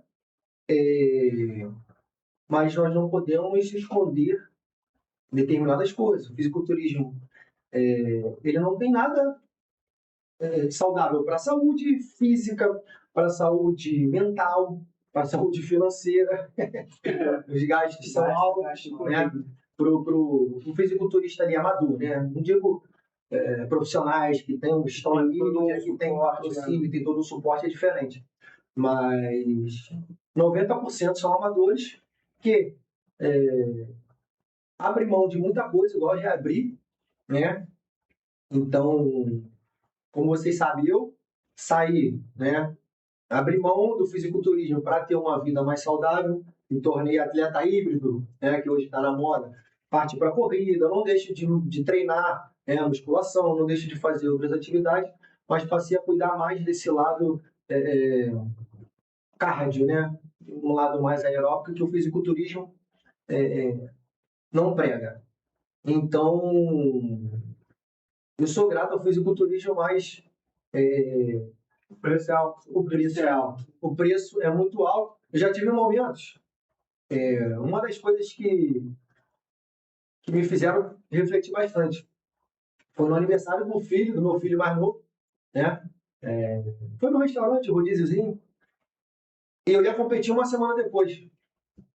Eu levei marmita para o aniversário do meu filho no rodízio. Era o meu propósito no momento? Cada um com suas escolhas. Banquei minha etapa. Só que parando para refletir, né, um pouco mais à frente, eu fiquei pensando em muitas coisas, no meu ponto de vista, né, na minha opinião, determinadas situações não compensam. Eu não estou falando que eu não vou mais competir, né, até porque eu trabalho com isso, né, então, esporadicamente, igual eu competia há um tempo atrás. Se futuramente eu competir de novo para fazer um marketing, para fazer um trabalho na internet, tá no jogo. Agora, ter uma constância no fisiculturismo, levar isso para a vida, no meu ponto de vista, não é válido. Né? No meu ponto de vista, deixando bem claro. Então, por isso que eu migrei para outras áreas, né? Buscar outros áreas, buscar outras formas de manter a alta performance sem abrir mão da qualidade de vida. Exatamente, foi onde eu migrei para maratona. Né? A minha primeira maratona eu fiz com 100 quilos. É loucura, né, pessoal? Mas desafio na maratona. Eu quero ver. É verdade, eu vejo ele pode falar. Eu sou movido a desafio. Quero ver se em algum fisiculturismo contra tudo e contra todos. Mas eu vou te falar. Eu sou um cara, mano, que eu preciso ter um desafio. Eu sou um cara que eu preciso ter um norte, um objetivo bem claro, definido. Porque senão eu acabo me deixando entrar na zona de conforto. Seja objetivo na parte física, parte espiritual, parte profissional. Eu preciso ter desafio. Mano, vamos fazer esse podcast aqui assim, assado. Eu preciso ter um desafio. Porque senão eu vou muito deixar a vida me levar. Deixa a vida me levar. Por isso que eu tô sempre, fisiculturismo. Sabe que eu vou fazer a maratona. Que é normal. O cara com 100 quilos fazer 42 quilômetros é coisa de maluco. Treinei e fiz. Do meu jeito, mas fiz, irmão. Banquei minha etapa. Tá entendendo? Fiz outra maratona. Estou sempre me desafiando. Já vou arrumar um próximo desafio para fazer daqui a alguns meses. Porque aí tu começa a treinar, tu se dedica. Uma coisa e uma coisa leva a outra. E essa outra performance do esporte, eu tento trazer para todas as áreas da minha vida. E a gente acompanha muito no seu Instagram a questão familiar, cara. Que é algo muito importante. A gente sabe que a família é a base do sucesso. Isso, desde que o mundo é mundo, a família é a base do sucesso. Fala um pouquinho sobre essa base, a gente sempre acompanha. Vou contar aqui um testemunho, então, já que vou voltar um pouquinho. A gente chegou até aqui no fisiculturismo, maratona, vou voltar um pouquinho no nascimento do meu primeiro filho, para falar de família. Mais um mover de Deus na minha vida que, irmão, esse para mim foi onde, muito bem claro que Deus tinha um propósito. Eu cresci sem pai, não tive pai, assim, desde que eu me entendo por jovem, assim, mais maduro, eu sempre tive um sonho de ser pai. Meu sonho era ser pai de menino que jogasse bola. Sempre a gente que joga bola, né? A gente que joga bola, sempre teve sonho de que é ter mulher que joga bola. Natural. Tive esse sonho. Sempre tive esse sonho. Minha esposa foi criada também separada, com os pais separados. Então, assim, a gente não veio de família com base. com base familiar, com base sólida, né? De pais juntos, né? De educação ali, um casamento sólido, né? Então, casei em 2015, um pouquinho antes do CSF. Quando foi em 2000 e... Vamos no seguinte, 16, a gente já tava 20 e poucos anos, já tinha nossa estabilidade, caramba, já tinha feito, já tinha dado pro BAC, que era meu sonho. 2016, quando a gente começou a tentar ter filho.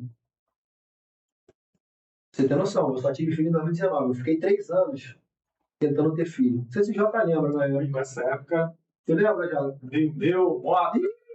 Foi isso mesmo. É, Não sei se tu lembra. Mano, lembro. fiquei 3 anos, já lembro. Fiquei 3 anos tentando ter filho. Eu fiz 4 espermogramas. Meu espermograma não dava nada. Na época eu não tomava hormônio, não tomava nada. Fiz 4 espermogramas, espermograma não dava nada, tudo ok. Minha esposa fez já 11 exames, tudo ok. E ela não engravidava, irmão. Todo mês era aquela expectativa, né? Chegar no período fértil. Mano, namorava e ficava de cabeça pra baixo. Tudo que o nego falava que era. Aquela cabeça pro alto. Chá disso, chá daquilo. Tudo. Chegava, contava data tal. Período fértil é dia tal, meu irmão. Mano, isso foi até uma das coisas que. Foi um dos períodos até que a gente quase se separou. Porque todo mês criava aquela expectativa. E, irmão, a gente acabava brigando, caramba. Enfim, irmão, foram 3 anos tentando. Você tem noção? Eu fiz inseminação artificial. Na época eu paguei R$4.000 de inseminação artificial. Ela não engravidou. Já vai lembrar, na época eu tava na Bravo. Não, minha cabeça assim, já tava. Porque quanto mais tu tenta, irmão, mais tu tenta, tu não consegue. Aí até onde? Aí começava a descontar na bebida. Sim, sabe? Uma vida totalmente descuidada, desregrada. Pra você ver, uma mulher que dá Bravo, eu não esqueço até hoje. Major Rezende, pô, meu irmãozão, Diego, Dias, eles se prontificaram a me ajudar financeiramente para pagar fertilização in vitro, que na época era 14, 15 mil. Eu fiz a de 4 mil, a inseminação, e não engravidou. Aí comecei a juntar dinheiro para tentar fazer fertilização. Né? A expectação era sonho de ter pai. Só que a fertilização era 14, 15 mil na época. Nem sei quanto é que hoje em dia. Né? E também não é certeza de ter. Nem a inseminação, nem a fertilização. Eu lembro até hoje, o moleque, pô, irmão, a gente vai te ajudar, caramba, vamos juntar o dinheiro. Assim, eu falo, não, irmão, precisa não e tal. Mas isso, irmão, eu sou grato. Não sei se eles vão ver. Mas João Rezende, Diego, Dias, Macaco, Hélio, Nariz. Nariz não. Só nome engraçado, né? Nariz. Só nome engraçado, mas é isso. Entendeu? Então, assim, os caras se prontificaram a me ajudar. Aí passou um tempo. Você vê, cara, como é que assim, é mão de Deus, irmão, total. Eu gosto de contar esse testemunho porque, pra mim, foi a mão de Deus. Aí nesse processo de juntar dinheiro, caramba e tal, a gente meio que, de tanta gente brigar, mano, a gente meio que se largou, eu e minha esposa, vamos botar assim, né? Se largou. Pra você ver, a gente chegou a separar um tempo. Eu fiquei 2, 3 meses na casa da minha mãe. Saí de casa, fiquei na casa da minha mãe, eu morava na Merck. Aí a gente voltou, aí tipo assim, conversou e tal, e voltou mais vamos respirar, vamos deixar na mão de Deus e tudo mais e tal. Aí voltamos, passou algum período, né? Um tempo a gente tranquilo. Aí quando chegou em 2019, ele engravidou. Sem nenhum processo, sem passar por exame nenhum, sem fazer nada. Só com aquele dedinho que a gente sabe que tem, né? E ele falando, filha, no meu tempo. Não é no teu tempo, não é nas tuas condições, não é do teu jeito, não é da forma que você quer. Tu tá achando que é o... Não é, irmão, não é da tua força. Pode juntar dinheiro, pode fazer inseminação, pode gastar 15 mil. Se eu não quiser, não vai ser. Não vai ser. Ele mostrou que é tudo no tempo dele. Ele provou vocês primeiro. Entendeu? Se era isso mesmo, Ele se era essa mãe que ia ser. Entendeu? A gente passou pelo processo. essa parada, pô, mexe muito comigo, irmão. Porque eu sempre tive sonho, e ficava martelando isso na minha cabeça, mano. Tanto que eu fiz a inseminação, aí fazer fertilização, juntar dinheiro para isso. E Deus falou, cara, no meu tempo, viu? Vocês descansaram, vocês entenderam que é tudo no meu tempo. Graças a Deus, meu filho veio com saúde. E 2 anos depois já veio outro. A gente nem esperava, nem queria, né? Nem tava, a gente não se programou para ter o segundo. Deus enviou mais um. Mais um menino, graças a Deus, cheio de saúde. Então, assim, aí O que joga a bola é o mais velho, né? é o mais velho. Aí o garoto também, o mais novo, tá. O maluco tem 3 anos, mas ele já tá. É o chuta É muito novinho, já. Aí, entrando no que o Jota falou, assim, foi só para iniciar essa introdução nessa parte familiar. E, cara, a parada que até me emociona, mano. Eu não tive base familiar, irmão, né? Se não é que eu não tive base. Também eu estaria desmerecendo a minha mãe e meu irmão, né? Mas eu não tive essa estrutura familiar, não tive. Não só tradicional, como também minha mãe trabalhava muito, mano. Meu irmão tomou conta de mim pra caramba. Por isso que eu sou grato ao meu irmão, né? Minha mãe trabalhava muito porque ela tinha que dar conta de 2 homens, né? Auxiliar de enfermagem, irmão, correria danada. Trabalhava no hospital, plantão de 7 às 7, saía de um dia para outro, de noite, no Lourenço Jorge. Enfim, não tive essa base familiar igual hoje eu dou para meus filhos. Graças a Deus, nós 3 podemos dar para o nosso filho. Eu não sei se teve, eu não sei se tu teve, mas assim, eu não tive essa base. Então, hoje, irmão, eu falo que é amor de Deus, irmão, é a restauração da minha família, irmão.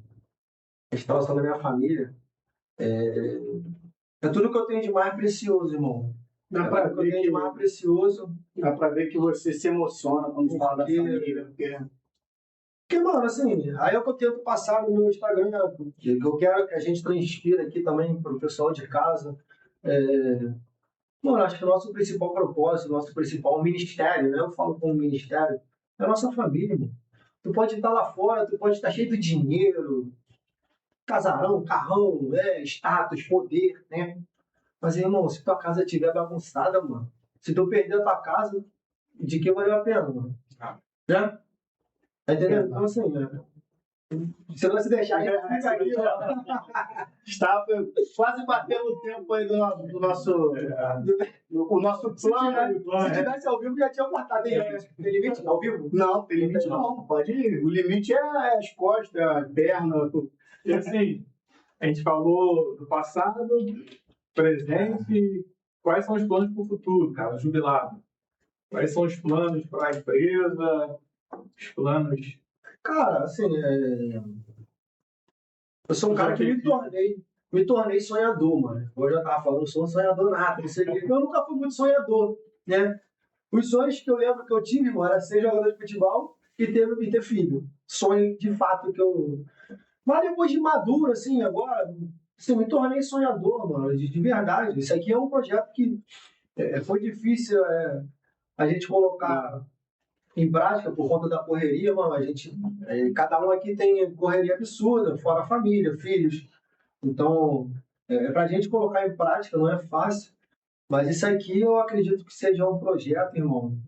É uma coisa que eu vou levar mais uma ferramenta. Eu tenho minha consultoria, a gente tem a polícia, a gente tem. Isso aqui é mais uma ferramenta que a gente vai lapidar que para o futuro a gente colher os frutos. Né? Então, assim, eu tenho sonhos profissionais, eu tenho sonhos. Cara, o que eu falei, hoje, graças a Deus, irmão, não vou mentir. Eu vivo o que eu sonhei. Né? Eu não tenho melhor carro, eu não tenho casa, eu não tenho dinheiro, nada disso. Mas eu vivo o que eu sonhei. O que vier, contanto que eu não perca a minha base, mas tá lindo. Se a gente ganhar muito dinheiro com isso aqui, tá lindo. Né? Contanto que eu não perca a minha base. Então, hoje eu vivo o que eu sonhei, é isso. É minha base, é minha família, meus filhos. Bem estruturado. Agora a gente vai pro mundo para ganhar o mundo. Só que eu não posso perder minha base. Entendeu? Então, em relação ao profissional, mano, Você falou que tá terminando a segunda faculdade, não é isso? na verdade é a terceira. Terceira, né? Estou fazendo educação física, né? Graças a Deus eu terminar aí daqui a pouco. Então, assim, minha área é essa área, irmão, é alta performance. Eu tento trazer para outras áreas da minha vida, né? Mas eu não sou um cara que, vou falar bem sobre finanças, vou falar bem sobre adestramento. Não sou. A gente tenta pincelar um pouco de tudo, mas a minha área é a alta performance física que eu tento trazer para as outras áreas da minha vida, tento trazer para a família, tento trazer do meu lado espiritual. Estamos aqui com o pastor, que é um cara que é minha referência, vai falar. Vai falar. No dia dele vai falar. É minha referência. Passou agora ali, o Jubi, a questão do... Você é CEO, né, de um projeto, de um grande projeto. Então, se você puder, fala um pouco para a gente desse projeto, do que você almeja com ele, do que esse projeto pode oferecer para a nossa audiência aí, para os teus seguidores. Cara, muito bom. Assim, eu tenho uma consultoria, né? Eu tenho, com meu irmão Rafael Távora, a gente tem uma empresa, trabalho com nutrição, planejamento alimentar e treino, né? A gente tem todo o suporte ali de uma equipe multidisciplinar que faz o trabalho junto conosco. Mas o Batalhão de Alta Performance, cara, ele é um projeto que Deus colocou no meu coração, mano. Sim, o que eu penso? É justamente em ajudar, principalmente a molecada. Eu falo muito para a molecada, porque eu tenho muito grupo jovem que tem o sonho de ser policial, se espelham na gente de alguma forma, vê a gente como referência. Então eu tenho que falar para eles, né, que me vê como referência, que me vê como espelho. Por isso que eu gosto de mostrar de onde eu saí. E que é possível sair de lá e chegar onde você quiser chegar, né? Então, o Batalhão de Alta Performance é onde eu quero... Vocês vão também entrar nesse projeto, onde eu quero falar sobre, igual o nosso podcast, falar sobre alta performance em todas as áreas, não só no esporte, né, atividade física e alimentação, não. Eu quero tentar forjar a garotada aí, não só a garotada, pessoal mais velho, enfim, meninas, em todas as áreas, né? E eu estou criando uma comunidade. O Batalhão de Alta Performance é uma comunidade que eu quero criar como se fosse realmente um batalhão com hierarquia, né? Eu quero uma estrutura hierárquica, né? Que estimula as pessoas a fazer atividade física, fazer uma boa alimentação, estudar, ler livro, assim, tudo aquilo que eu vejo. Vai colocar metas, objetivos, gamificação. Quero trazer premiações da Grow. Pode falar o nome de... Não. Pode, aqui a gente fala do patrocínio, né? Da Grow, sou patrocinado pela Grow. Então, assim... Quem quiser estar com a gente aqui vai estar, cara. Em breve... Querer. Se quiser estar com a gente aqui, pode falar que a gente dá um jeito de... Então, assim, colocar premiações, né? Da Growth, e de outros brindes, né? Criando essa gamificação que eu acho legal. Isso cria disciplina na pessoa. Todo dia bater a meta de água, de sono, né? É o que eu falei, ler livros, enfim, criar uma rotina saudável que uma pessoa vai conseguir levar para todas as áreas da vida dela, que foi o que aconteceu comigo. Eu quero só explorar aquilo mais ou menos que foi o que aconteceu com a minha vida. A transformação que eu tive na minha vida foi através desses pequenos ajustes. Alimentação. Hoje eu fiz o que tu mentor, mudei a alimentação, comecei a treinar mais sério, né? Aí tive que ajustar a água. Aí tu já vai começando aí, eu sou ruim de leitura pra caramba, mas tento ler um pouquinho, aí ler a palavra de Deus, se conecta com Deus. Então, assim, são coisas que transformaram a minha vida, que eu quero levar, né, para outras pessoas. E assim transformar delas também. É isso. Esse é o meu objetivo. E para a gente finalizar, qual a orientação que o jubilado de hoje tem para passar para aqueles que estão nos assistindo? Dicas, é isso? Estão em busca de ter qualidade de vida, né? Porque tudo isso traz qualidade de vida, traz, de fato, uma vida que não pode ser a melhor vida financeira, a melhor vida de bens aqui, mas é a vida que nos traz paz, nos traz satisfação. Então, qual seria a orientação que você deixa para aqueles que estão nos assistindo aqui em relação a quem você é hoje e em relação ao que você espera que as pessoas que nos assistam possam absorver de tudo isso aqui que a gente está trazendo nesse podcast? Vamos lá, então. Aqui agora a gente vai falar pro... Agora tá que são em casa, elas, né? Cara, então, dito todo esse histórico de vida aí, né? Contei um pouco aí da minha trajetória, foi quase 2 horas, né? Quase 2 horas. De podcast. Então deu para contar um pouquinho, pincelar um pouco de cada período da minha vida. Então, a primeira coisa que eu deixo como dica para vocês é buscar a Deus sobre todas as coisas, irmão. Isso aí foi a transformação que eu tive na minha vida. O restante foram consequências, né, de uma vida com Deus. Não estou falando aqui que eu sou santo, eu sou pecador, sou falho, só que eu reconheço todos os dias que eu preciso de Jesus na minha vida, porque senão aquele cara lá de trás volta, né?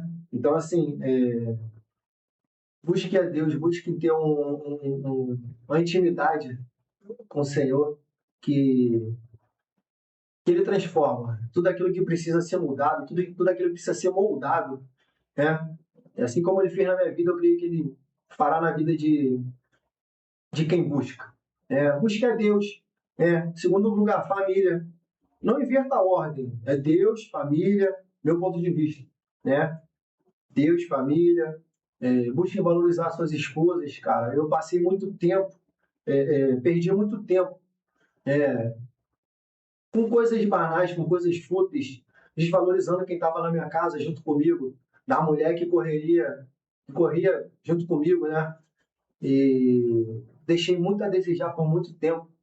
Mas graças a Deus que restaurou o meu casamento, restaurou a minha vida, né? Mudou a minha mentalidade.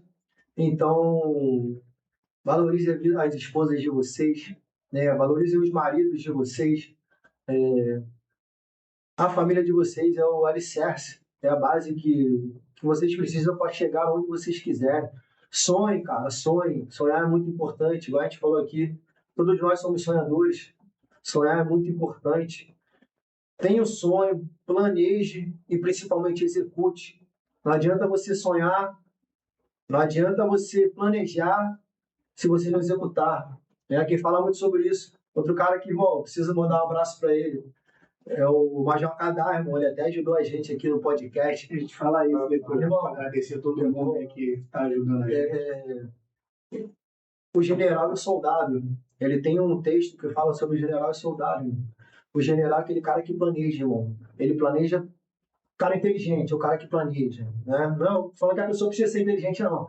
Mas ele precisa ter um sonho, qual é o objetivo dele de vida, planejar, né? O general que planeja, e ele é o soldado que executa, irmão. O soldado só executa. Planejou? A meta é essa. Execute.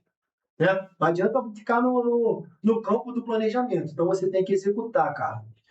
E assim, não se preocupe com o que as pessoas vão falar, tá? Muitos vão criticar, muitos vão te desanimar, tentar te fazer desistir, igual aconteceu comigo, acontece até hoje, principalmente nesse âmbito de internet. As pessoas vão debochar, as pessoas vão diminuir a tua dedicação, diminuir o teu esforço, mas só você sabe o preço que você paga para almejar aquilo que você sonha. Então, não desista, persista. Parece clichê, mas não é.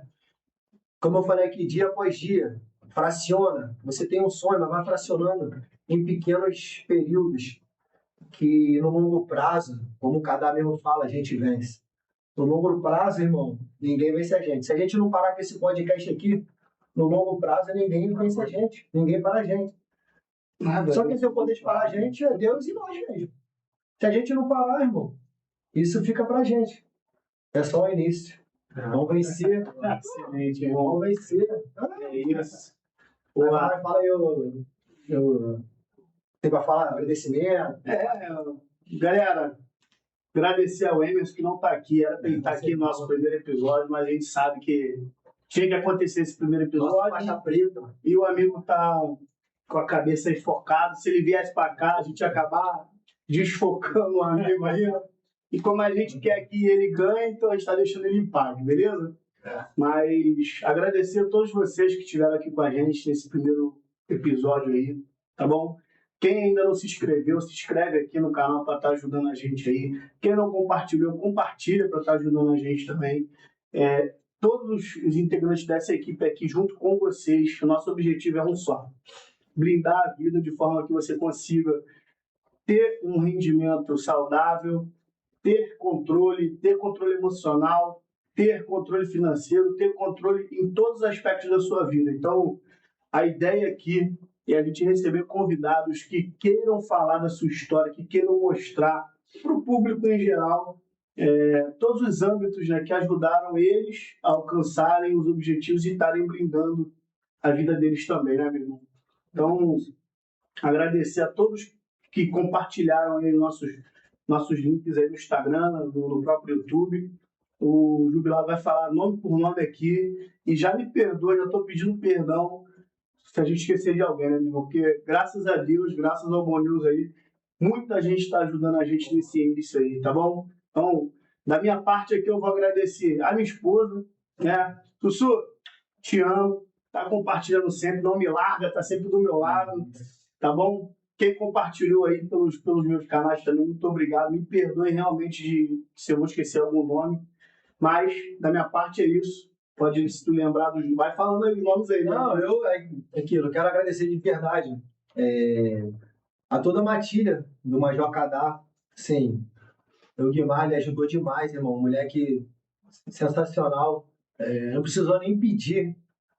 O moleque fez um disparo, assim. A gente precisava de 50 seguidores para poder fazer a live ao vivo no YouTube. Irmão, sem eu nem pedir, o moleque colocou em todos os canais das plataformas do Major Kadar, irmão. Então, gratidão de verdade.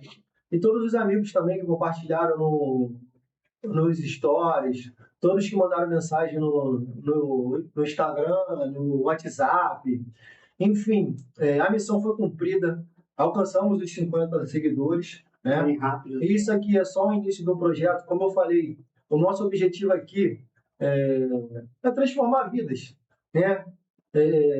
Cada um com a sua especificidade, mas o nosso objetivo é fazer você melhorar em todas as áreas da sua vida. Se nós conseguirmos mudar uma vida, já valeu a pena esse projeto. Então, é isso. É isso. E aí, Eduardo?